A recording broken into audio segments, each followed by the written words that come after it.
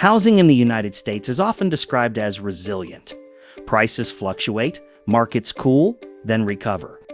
But what is happening now does not fit that familiar pattern. Across the country, housing is becoming less about shelter and more about financial endurance. The cost of owning a home is rising faster than the ability of ordinary households to support it, and the pressure is building quietly without a single dramatic breaking point. This is not a story about one city or one state. It is a pattern repeating itself in different forms shaped by local economies, policy choices, and shifting labor conditions. In some places, investors replaced residents. In others, wages stopped keeping up. Elsewhere, debt expanded faster than financial stability. The common thread is simple. Housing has drifted away from the economic reality of the people expected to sustain it. What follows is not a prediction of a sudden collapse, but an examination of stress. 10 states, 10 different structures, and 10 variations of the same underlying problem.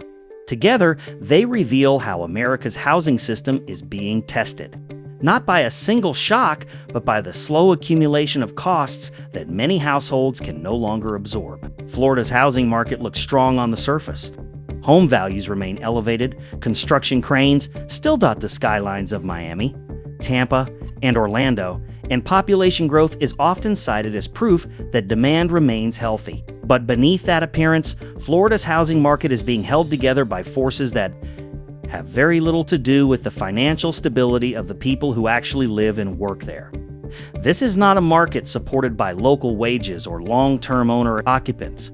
It is a market increasingly propped up by investors, second home buyers, and foreign capital seeking yield, not permanence. Over the past decade, Florida transformed from a retirement destination into a global asset class. Condos, single-family homes, and even modest suburban properties became investment vehicles. Purchased in bulk by institutional buyers or overseas investors parking money in U.S. real estate, these buyers were not sensitive to local income levels because their purchasing power came from outside the state and in many cases outside the country. As a result, home prices detached from the economic reality of Florida's workforce, where wages remain heavily concentrated in tourism, service, and healthcare sectors that have not kept pace with housing costs. This imbalance created a fragile foundation. When housing prices rise faster than incomes, the system only works as long as external money keeps flowing in. The moment conditions change, the market has no internal strength to fall back on. In Florida, that moment is being accelerated by two pressures hitting at the same time: exploding home insurance costs and steadily rising property taxes. These are not abstract financial variables. They are direct, unavoidable expenses that homeowners must pay regardless of whether their income increases. Florida's insurance crisis has quietly become one of the most destabilizing forces in the housing market. As climate risks intensify and insurers withdraw from the state, premiums have surged to levels that many homeowners never budgeted for. Policies are being canceled, deductibles are climbing, and state-backed insurance options are becoming more expensive and less reliable. For ordinary homeowners, insurance is no longer a fixed cost. It is a volatile, unpredictable burden that can increase by thousands of dollars overnight. At the same time, rising home values have driven property taxes higher, even for owners who never intended to treat their homes as investments. Longtime residents who bought at reasonable prices years ago are now facing tax bills based on inflated market valuations. Their homes may look valuable on paper, but that value is unusable. They cannot easily sell without leaving the state, and refinancing in a high-interest rate environment offers little relief. What they are left with is a monthly cost structure that keeps growing while their income remains largely unchanged. This is where Florida's housing market begins to fracture. Investors and wealthy buyers can absorb higher insurance premiums and taxes, because housing costs represent a smaller portion of their overall wealth. For them, Florida real estate is a line item. For ordinary residents, it is their entire financial life. When costs rise beyond a certain threshold, the people with the least flexibility are the first to break. Missed payments do not start at the top of the market. They start in middle-class neighborhoods where families are already stretched thin. What makes Florida especially vulnerable is that once owner-occupants are forced out, The market does not naturally stabilize. Investors do not step in to support communities. They step in to acquire distressed assets. Homes that were once primary residences become short-term rentals or speculative holdings, further hollowing out the local population. This cycle weakens the social and economic fabric of entire regions, turning housing into something people pass through rather than build their lives around. Florida's housing market is not collapsing because people stopped wanting to live there. It is cracking because the cost of staying has become incompatible with the incomes of the people who keep the state running. When a housing market depends more on outside capital than local stability, even small shocks can trigger outsized consequences. In Florida, those shocks are no longer hypothetical. They are already showing up in insurance bills, tax assessments, and the quiet financial strain spreading through households that once believed homeownership was their safest investment. California's housing market has long been defined by high prices, but what is happening now goes beyond simple expensiveness. The gap between home values and real household income has grown so wide that even financially stable families are beginning to lose their footing. This is no longer a crisis limited to low-income renters or first-time buyers. It is increasingly a problem for dual-income households that, by traditional standards, should be secure. For years, California relied on the assumption that high housing costs could be justified by higher wages. In certain industries, that was once true. Technology, entertainment, and specialized professional sectors created pockets of income growth that allowed some households to keep up. But the housing market did not wait for wages to catch up. Prices accelerated faster than salaries, and that gap never closed. Instead, it became normalized. The result is a market where purchasing a home requires not just a good income, but an extreme one. Families with 2 full-time earners, stable employment, and solid credit are still forced to stretch themselves to the limit just to enter the market. Mortgages consume an outsized share of monthly income, leaving little margin for error. Property taxes amplify this pressure. In California, taxes rise alongside home values, even when those values are detached from what residents actually earn. Homeowners are effectively penalized for market appreciation they cannot access. Their equity exists on paper, but their obligations exist in cash. Over time, this mismatch erodes financial resilience. Savings shrink. Emergency buffers disappear. The household becomes increasingly sensitive to disruption. Beyond housing costs, California's broader cost of living compounds the strain. Utilities, transportation, childcare, healthcare, and basic consumer goods consistently rank among the most expensive in the country. These are not discretionary expenses. They are structural costs built into daily life. When combined with a heavy mortgage burden, they leave households operating in a constant state of financial tension. What makes this situation particularly dangerous is how invisible it often is. On the surface, these households appear successful. They own property, maintain professional careers, and participate in the middle-class lifestyle California is known for. The housing market in California is not breaking because demand has vanished. People still want to live and work there. It is breaking because the math no longer works for the people who already do.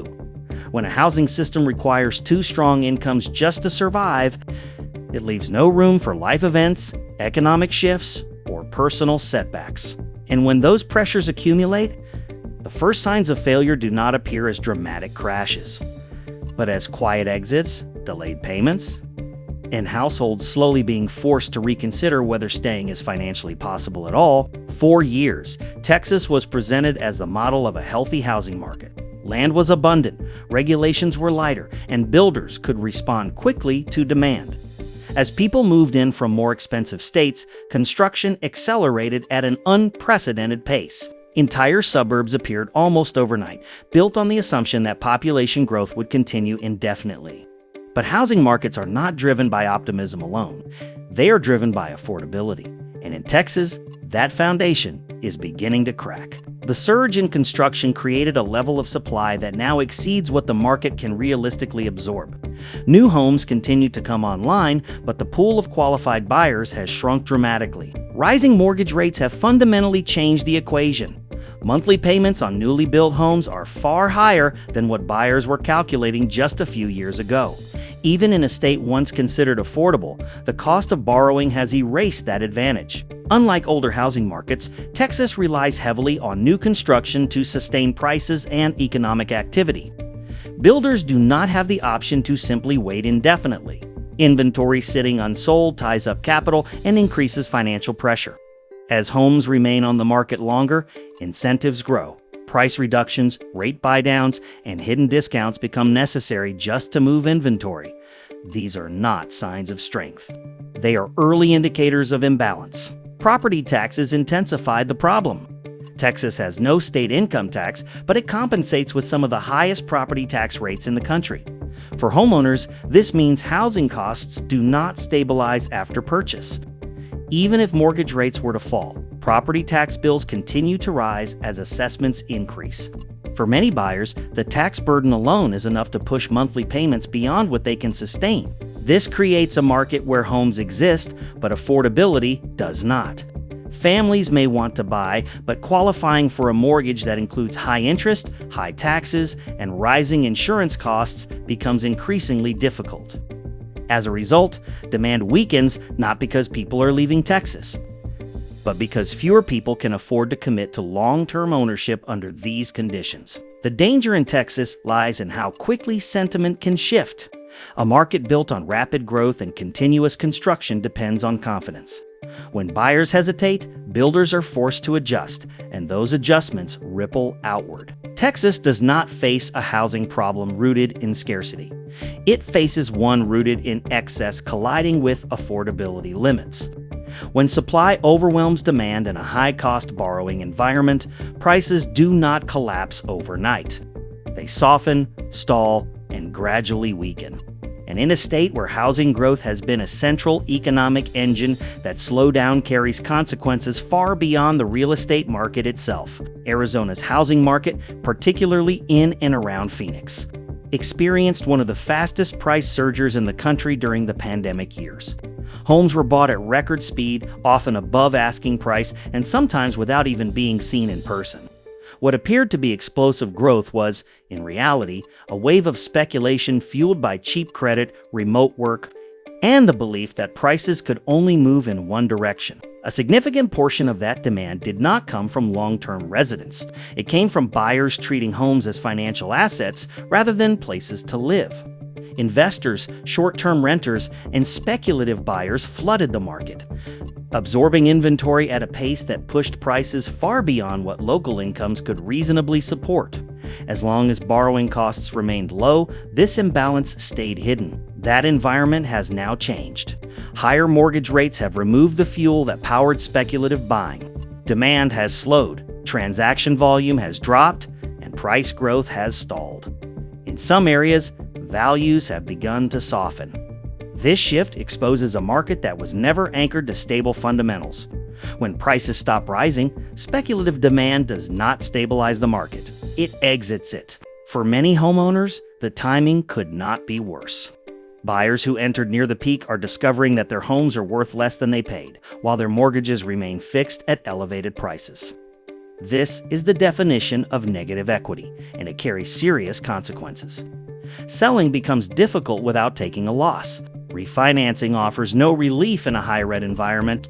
The homeowner is effectively locked in. Arizona's vulnerability is amplified by how recently this price surge occurred. Unlike long-established markets with decades of gradual appreciation, many homeowners here have little accumulated equity to cushion a downturn. Small price declines can erase years of perceived gains.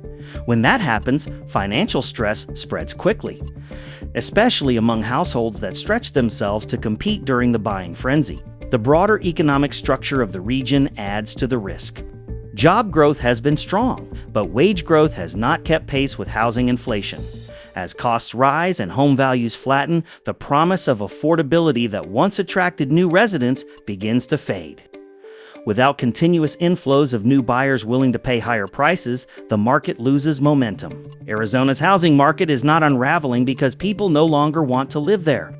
It is unraveling because speculation replaced stability.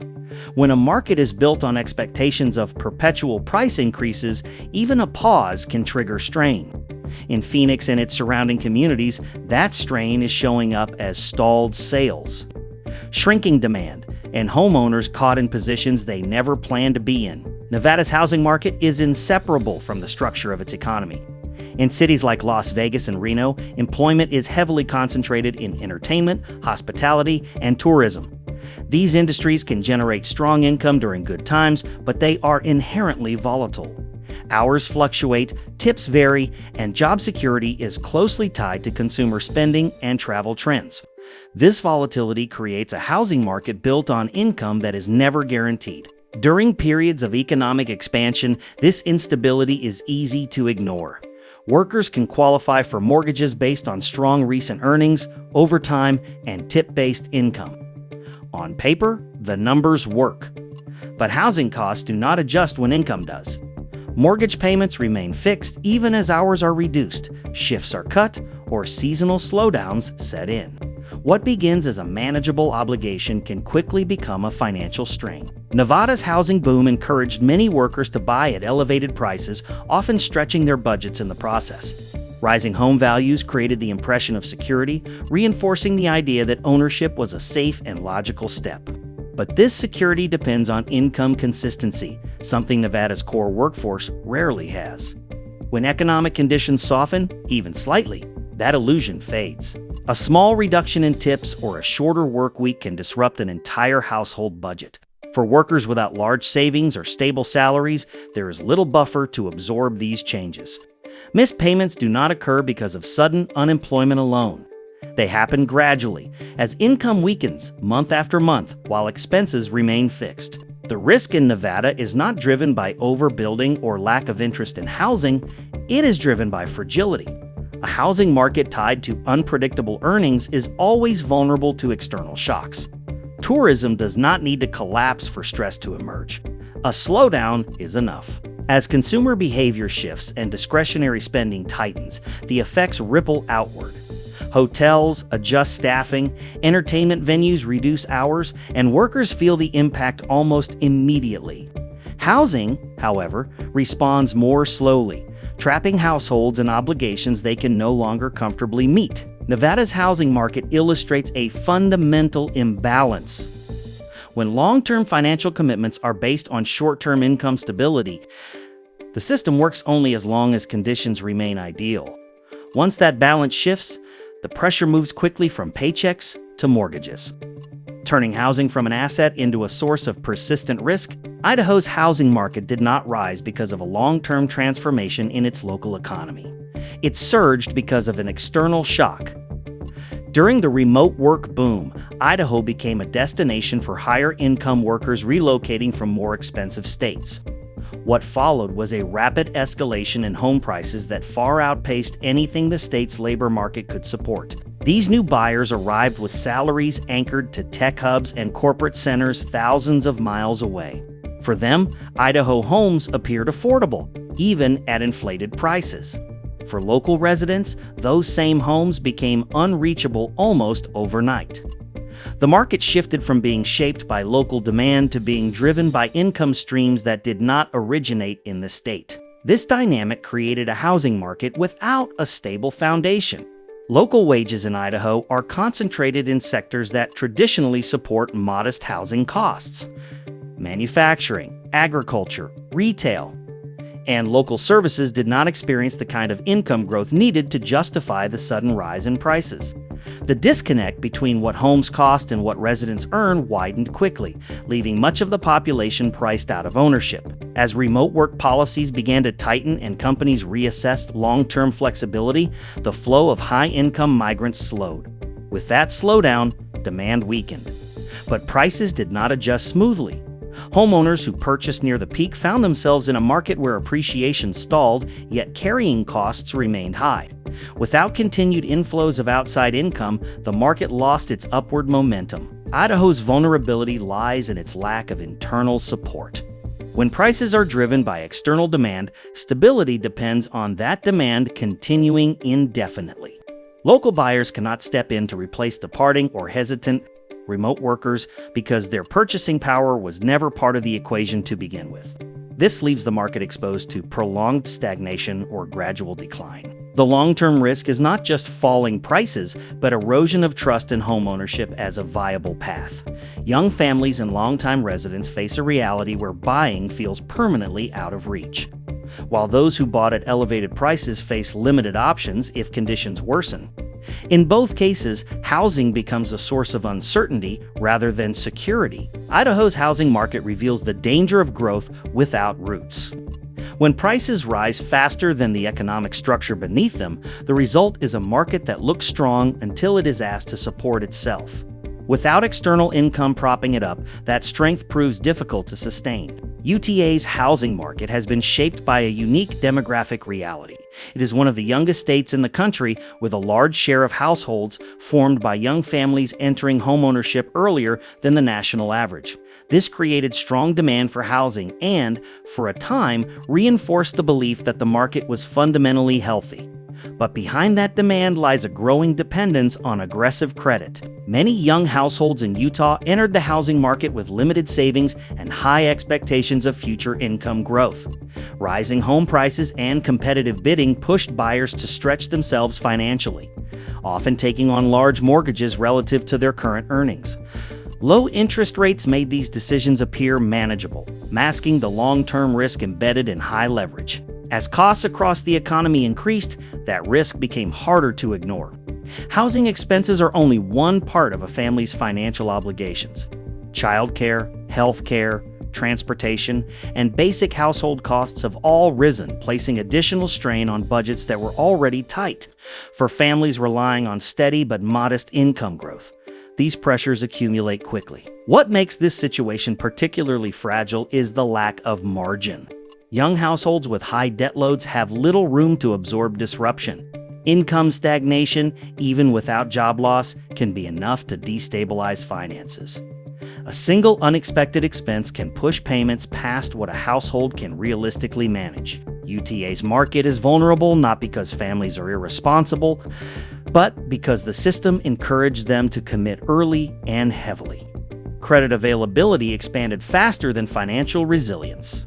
When housing becomes the largest and most inflexible expense in a household budget, any broader economic shift is felt immediately. The early signs of stress do not appear as sudden defaults. They appear as delayed payments, reduced savings, and increased reliance on credit to cover everyday costs. Over time, these patterns raise the risk of widespread financial strain, particularly if economic conditions tighten further. Utah's housing market depends on the long-term stability of young families who are already stretched thin. When rising living costs collide with stagnant income, the pressure builds quickly.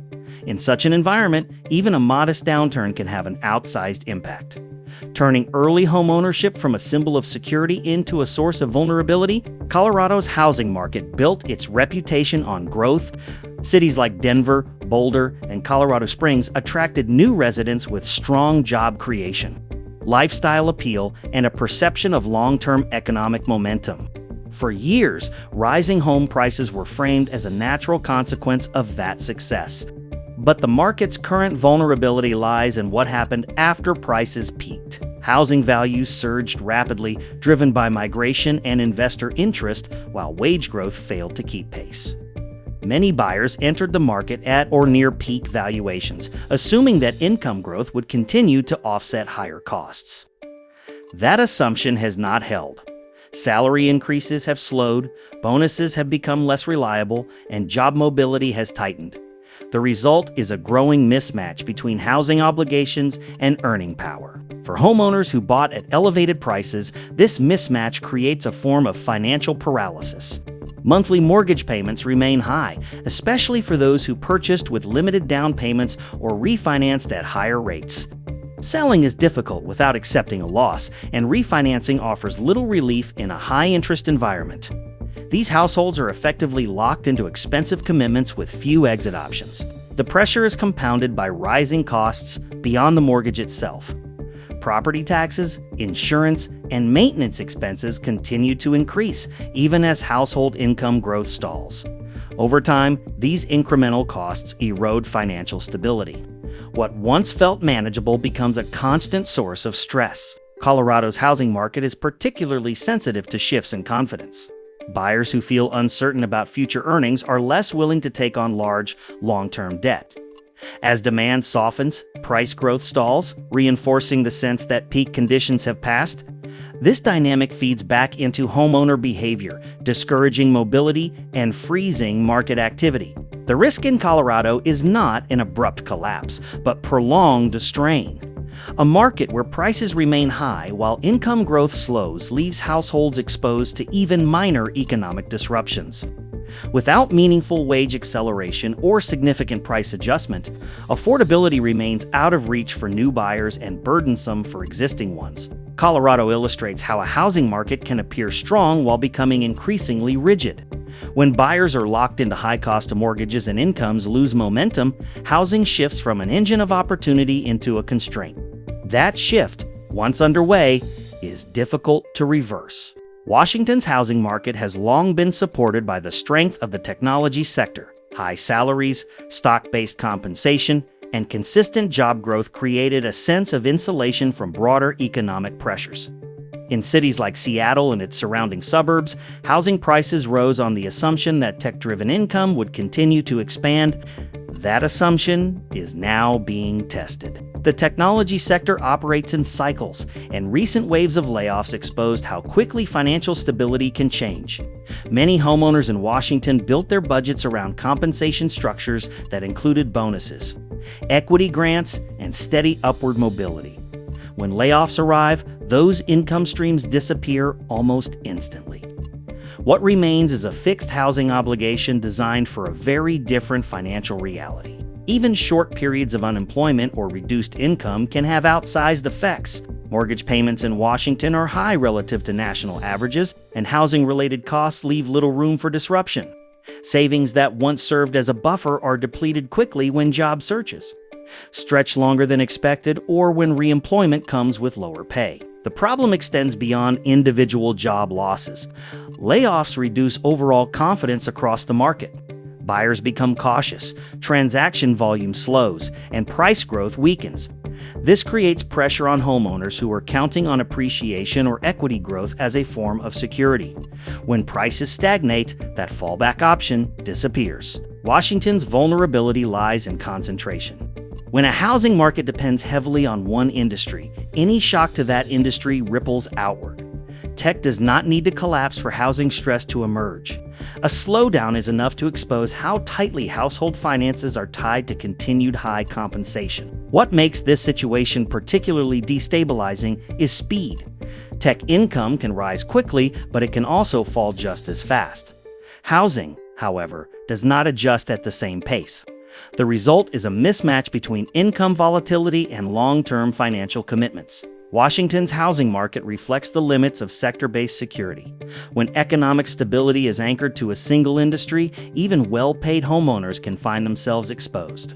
As layoffs erode financial buffers, housing shifts from a symbol of success into a source of vulnerability almost overnight. New York's housing market has always been expensive, but its current strain is no longer confined to the city itself.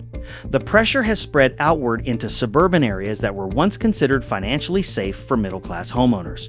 These communities offered a trade-off: higher taxes in exchange for stability, strong schools, and long-term security. That balance is now breaking down. Property taxes in New York are among the highest in the country, and unlike mortgage payments, they do not remain fixed. As home values rose, tax assessments followed, increasing annual obligations regardless of household income growth. For many homeowners, these taxes now rival or exceed their mortgage payments, turning homeownership into a steadily escalating expense rather than a settled cost. At the same time, New York's broader cost of living continues to exert pressure. Transportation, utilities, healthcare, insurance, and basic services all command a premium. Even households with stable employment find that a growing share of their income is consumed by non-discretionary expenses. Savings erode, and financial flexibility disappears. The suburban dynamic is especially revealing. Many middle-class families moved outward to escape urban housing costs, believing that suburban ownership offered protection from volatility. Instead, they inherited a different set of risks. Long commutes, increased transportation costs, property taxes rise faster than wages. Local governments rely heavily on homeowners to fund services, locking residents into a system with few cost controls. For these households, selling is not a simple solution. High taxes reduce buyer demand, limiting price growth and slowing transactions. Downsizing often provides less relief than expected, as taxes and living expenses remain elevated even in smaller homes. What once felt like a long-term plan now feels like a financial trap. New York's housing market is not unraveling because demand has vanished. It is unraveling because sustainability has been stretched beyond its limits. When high taxes and extreme living costs intersect, even long-established homeowners struggle to hold their position. This is the quiet shift redefining housing in New York. Stability is no longer guaranteed by location alone. In places once considered safe, the cost of staying has become the central risk. For the middle class, that risk grows heavier each year, turning homeownership into an obligation that demands constant financial endurance.